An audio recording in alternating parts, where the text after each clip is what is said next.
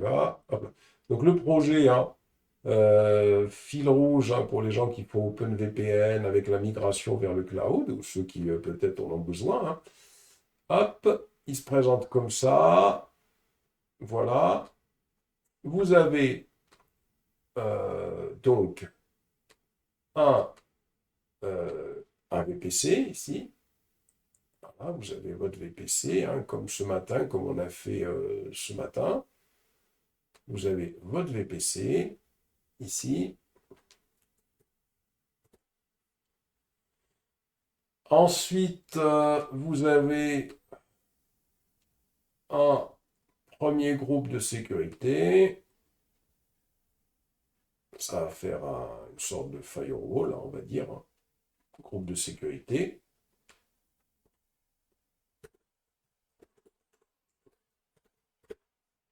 Vous avez un autre groupe de sécurité, ici.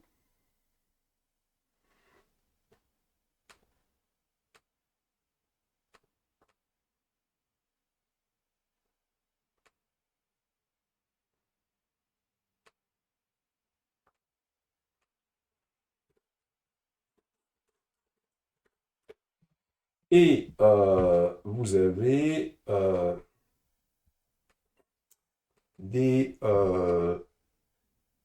une instance, vous avez un serveur RDS. Alors RDS, c'est du MySQL, mais ça permet de faire de la haute redondance. Vous voyez, c'est-à-dire que vous allez avoir une base de données MySQL qui sera hautement redondante, donc de la high redundancy, parce qu'il ne s'agit pas de faire du MySQL pur, faire de la haute redondance avec du MySQL pur, c'est pas possible, ou c'est très compliqué. Donc là, avec RDS, on va avoir la haute redondance qui va être assurée. Le groupe de sécurité qui est ici, c'est un groupe de sécurité qui autorisera, il sera configuré pour autoriser uniquement le serveur web, hein, le serveur web à communiquer avec le serveur RDS. Le serveur RDS, en aucune manière, il pourra être accédé à partir de l'extérieur, c'est une sécurité. Ensuite, à côté de ça, on aura un load balancer, hein.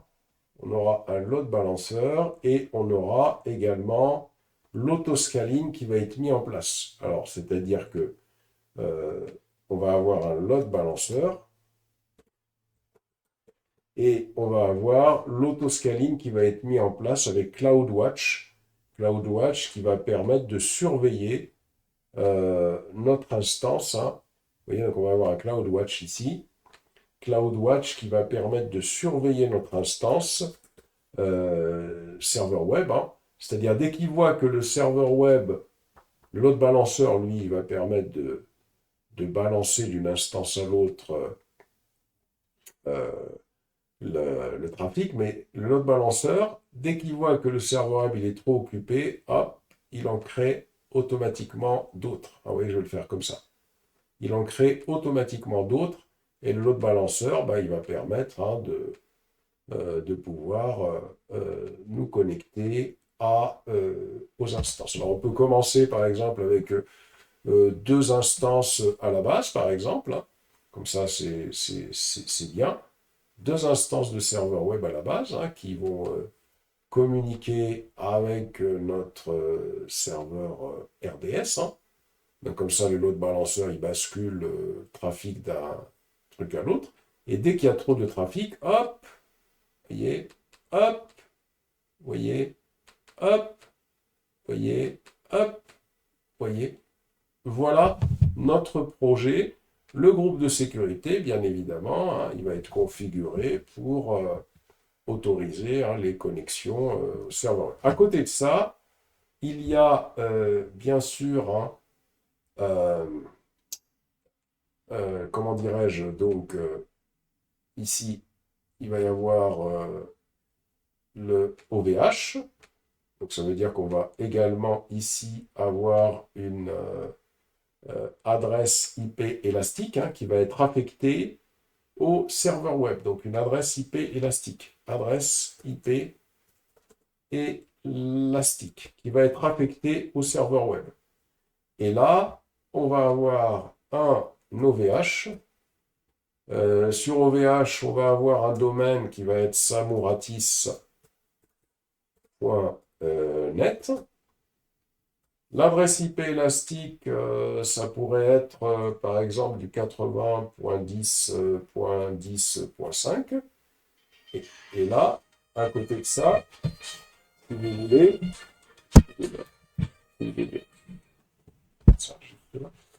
l'adresse IP élastique,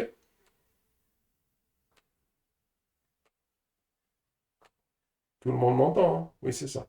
Parce que j'étais en train de voir. Donc, l'adresse IP élastique, euh, excusez-moi parce que comme je pense que c'est un de vous qui m'avait, un stagiaire qui m'a appelé, c'est ça. L'adresse IP élastique hein, qui est ici, vous voyez, donc, hop, cette adresse IP élastique, elle va, on va la définir ici, hein, comme on a fait ce matin, hein, c'est-à-dire qu'on va dire que le domaine samouratis.net, il pointe vers 90.10.5. Et on va avoir un let's en script hein, pour mettre en place un certificat sur le serveur web Apache. Hein. On va mettre en place hein, ici un certificat, donc du let's en script. Vous voyez?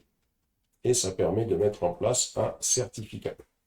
Et on va mettre un certificat. Alors ça, c'est super parce que ça veut dire que on va avoir un utilisateur, on l'a fait pour Big Blue Button, hein, on va avoir un user qui, quand il va se connecter, quand il va se connecter, si vous voulez, à OVH, hein, ici, non, quand il va se connecter à samouratis.net, hop, il va être envoyé vers notre serveur web avec tout ce qui est load balancing, etc. Et ça, il faut bien comprendre tout cela, si vous voulez, parce que bon, bah, le code va être réalisé avec Terraform hein, pour pouvoir faire cette migration. Et donc, dans la vidéo, j'expliquerai bien le code, puisque aujourd'hui, j'ai introduit tout ça.